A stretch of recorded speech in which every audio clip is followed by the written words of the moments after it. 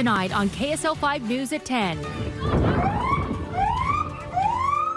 A home goes up in flames in the Daybreak area, and another home catches fire in West Valley.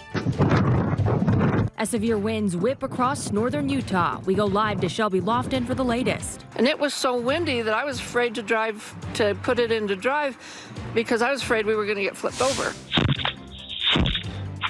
A brazen and terrifying robbery caught on camera. A man breaking through the back fence to steal items. Hear from the family. Your home is where you're supposed to feel the most safe and the most at peace. 3 minutes minimum, 6 minutes maximum at 48 degrees. And cold plunges are all the rage, but now hear the research behind how differently men and women respond to it. Women in general have an instinct to conserve heat at a different rate than men do. KSL News at 10 starts now. Viewers from all over northern Utah sending us video of what they witnessed and the damage they experienced as severe weather hit their area. Thanks for joining us on this busy Sunday night. Just minutes ago, viewers in Cache County sending us all these videos here, these wild images of trees ripped from the ground at Prominent Cemetery.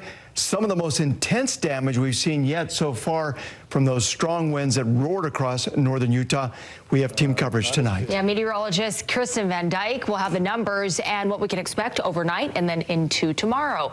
But we begin with news specialist Shelby Lofton in Tooele County for us, where those winds were strong enough to bring down several trees, Shelby, and some people are actually questioning if they were seeing a tornado.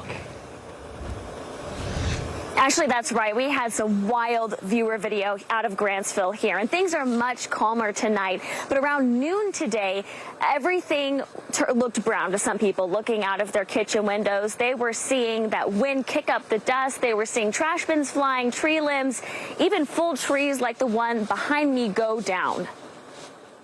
I literally think we're in a tornado. Mother's Day was interrupted by some strong wind gusts in Grantsville. There was a big crash and a bang, and I thought my husband had fallen and in the shower. On her way to church, Phyllis Carter noticed an entire tree fell in her yard.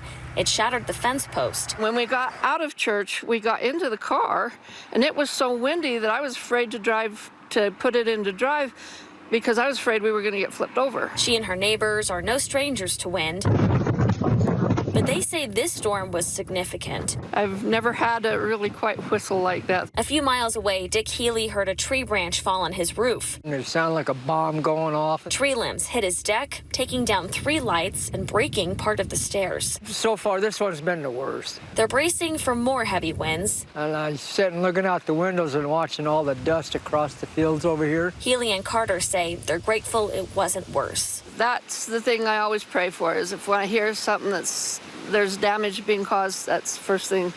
Please protect everybody.